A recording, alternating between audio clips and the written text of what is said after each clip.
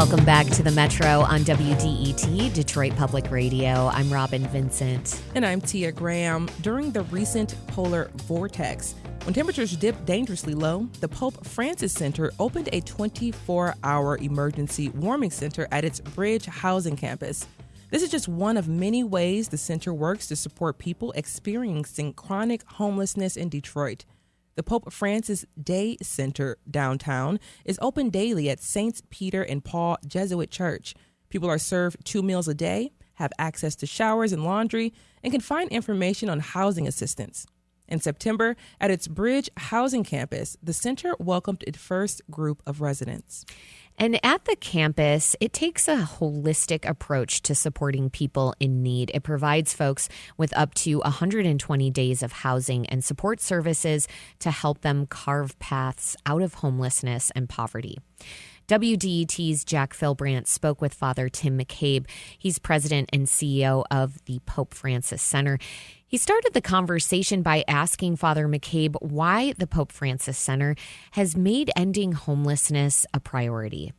So it actually kind of happened organically about 30 years ago when there was a kind of brutal winter storm and the pastor opened up the doors and brought the people, homeless folks that were kind of taking shelter against the building, into the building and put on a pot of coffee. And that actually was what started it. And then over the years, we've developed and kind of tried to meet the needs of the folks that are experiencing homelessness in downtown Detroit.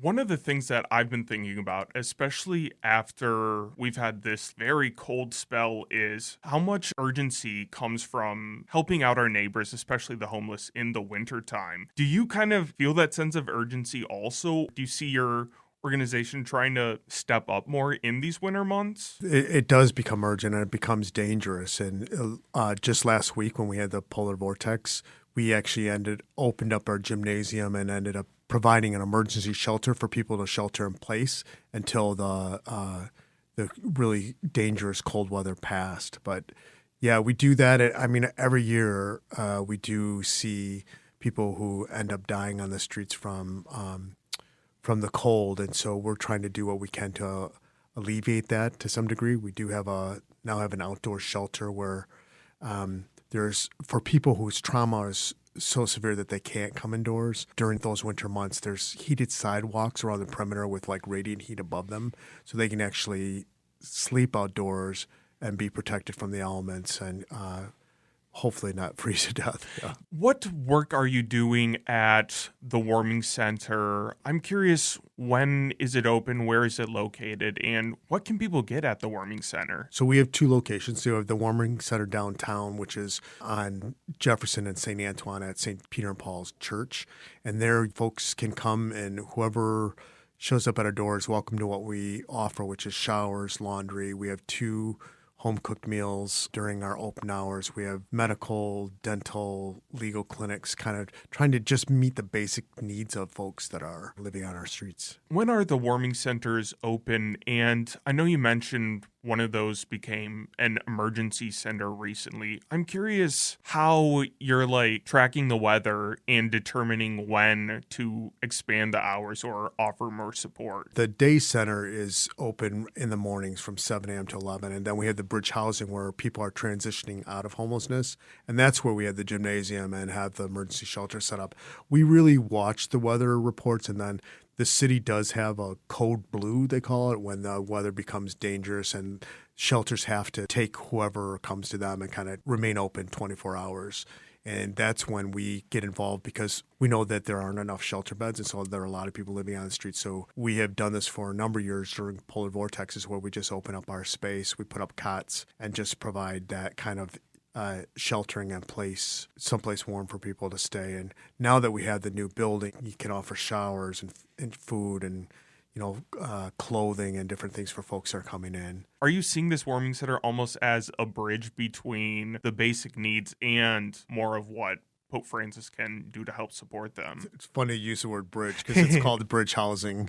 So that's exactly right. Last week when we had the polar vortex, we had about 85 people in our gymnasium on cots. And that was, as an introduction to what services we provide. Some of them knew us, but a lot of people didn't. And so we're really interested in hearing about this approach to kind of helping people transition from living on the streets into permanent housing and how we do that and how they might be part of that. The Pope Francis Center, the bridge housing, is new, kind of just over a year old. What has this first year been like for the Pope Francis Center? We actually started bringing in our first residents in September, so it's even been a smaller window. I went around the country and I did all of this research on best practices and kind of benchmarking that to bring that back to create this building and this program. And then as soon as we start bringing in residents, all that research goes out the window and we really start to focus on what they tell us. We learned a lot. The building is built specifically for this population. It's built for a trauma-informed approach, and the size of the hallways, the colors, everything is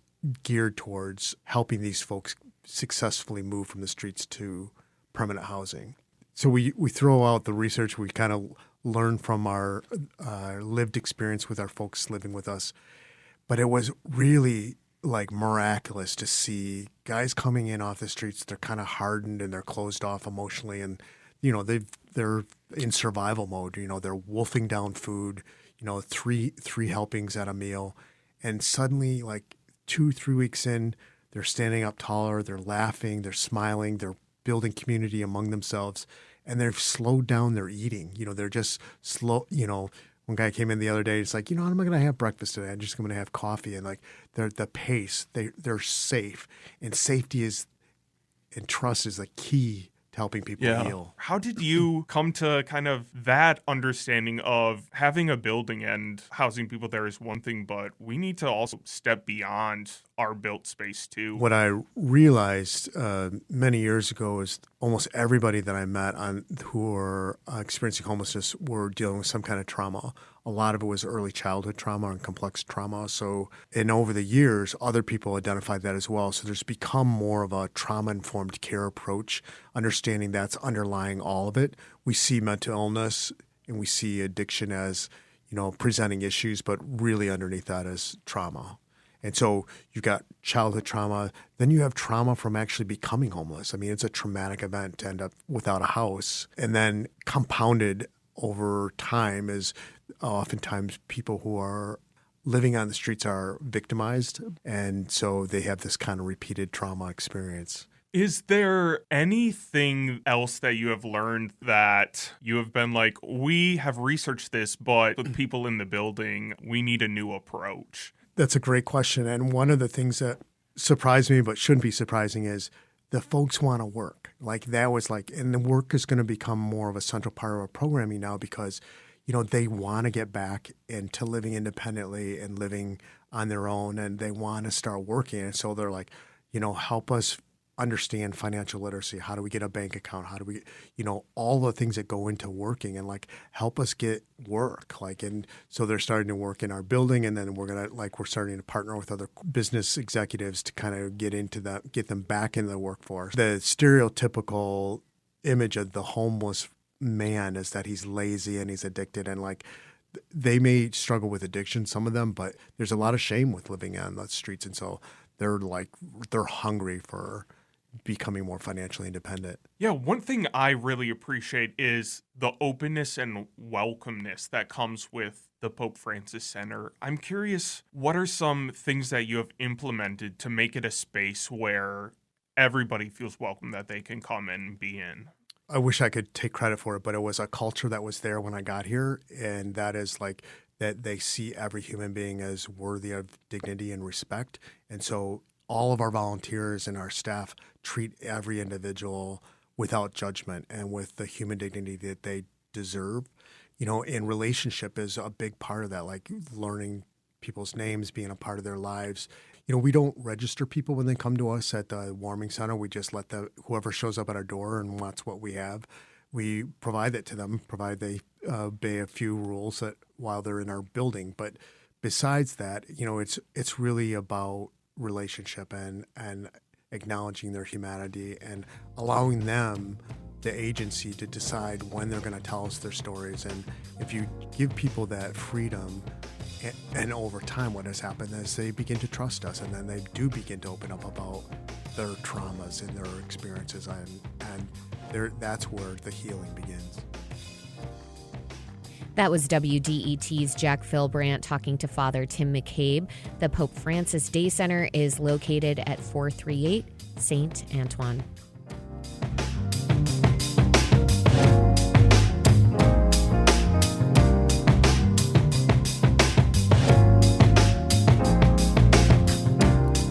From the WDET newsroom, sources close to State Senator Mallory McMorrow say she's preparing to run for the U.S. Senate next year. According to the Oakland County Democrat, she's looking closely at at how she can have the greatest impact for Michigan residents. The report comes less than a week after Senator Gary Peters decided not to run for re-election. As well, the ACLU is suing the University of Michigan for banning 5 pro-Palestinian protesters from its campuses. The civil rights group says the school violated their free speech rights. U of M had no comment on the lawsuit. Coming up at 11, more people are distrustful of mainstream medicine. At the same time, a lot of folks are experimenting with alternative forms of healthcare, things like yoga, acupuncture, meditation.